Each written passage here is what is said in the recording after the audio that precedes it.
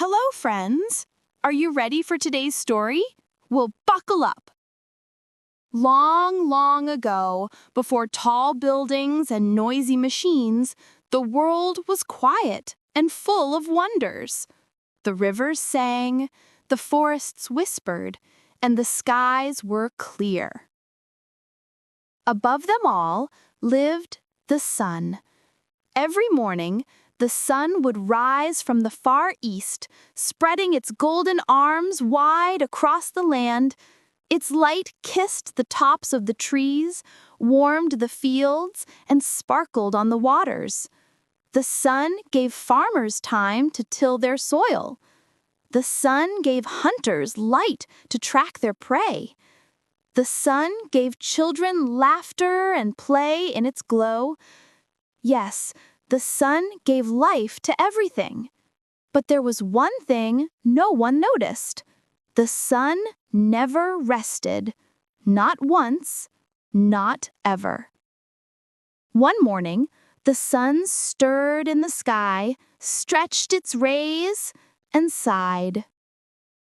The sun looked at the world below, so busy, so noisy, so full of life, and whispered, "I am tired."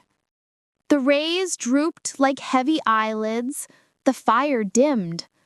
The sun yawned a great fiery yawn and said, "Day after day, year after year, I rise, I shine, I give. But who thanks me? Who remembers me when they sleep? Today, I will rest." And so, instead of climbing high into the heavens, the sun pulled a blanket of thick, dark clouds across the sky and disappeared. At first, the people laughed. "The sun is playing hide and seek," they said.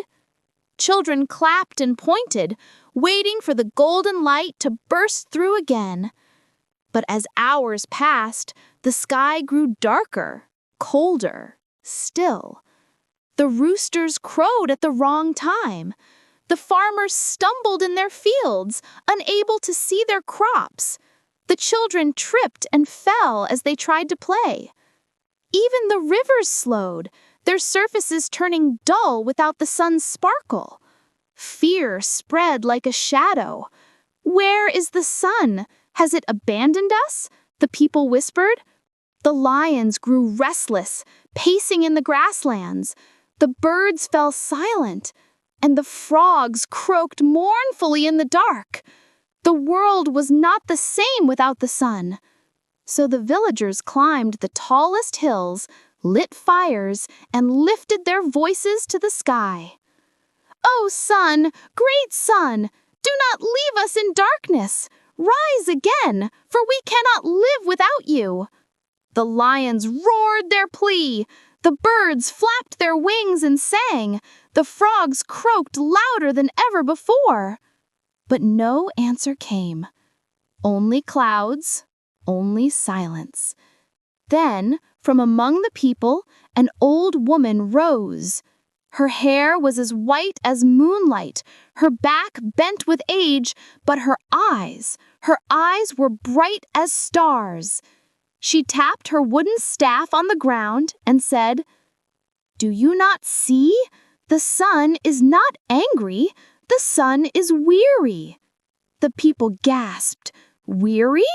But the sun is mighty. How can it grow tired?" The woman shook her head. "Even the strongest grow weary when they are not thanked. We rise, we work, we play, we feast. But how often do we lift our voices in gratitude?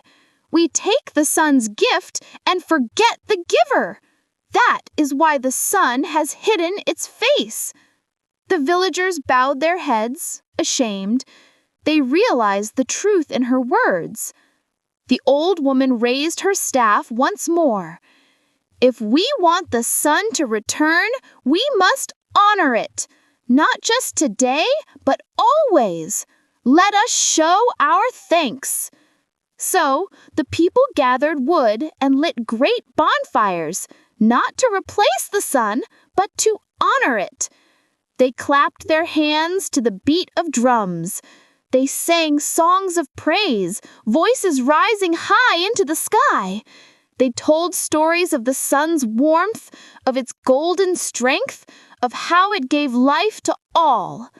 The children danced, spinning and laughing. The animals joined too. Birds chirped, lions roared proudly. Even the rivers seemed to ripple with song. The whole world lifted its voice in gratitude. For a long while, nothing happened. The sky remained heavy with clouds, but the people did not stop. They clapped, they sang, they thanked. Then, slowly, ever so slowly, a faint glow touched the edges of the clouds. One golden ray broke through, then another and another, until at last the sun rose again, stretching across the sky, brighter and stronger than ever before. The people cheered, the children danced, the animals leapt with joy. The rivers sparkled as if sprinkled with diamonds. The sun spoke, its voice warm and gentle. Now I'm refreshed. I was not angry, I was tired, but your gratitude has given me strength. Remember, little ones, even I must rest, and never forget to give thanks for the light you receive.